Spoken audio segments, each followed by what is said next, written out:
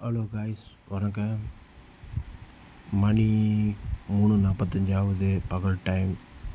சின்தோக் to durian பூராங் அந்த இடத்துல போய்கிட்டு இருக்கேன். இது கொஞ்சம் காட்டுப்பாதை.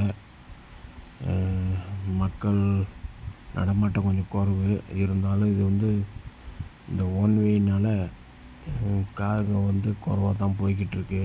ரோடு கிளியராக இருக்குது, ஒன்றும் பிரச்சனை இல்லை.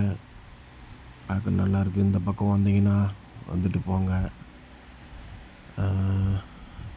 கிளைமேட்லாம் நல்லாயிருக்கு, எந்த ஒரு பிரச்சனையும் கிடையாது.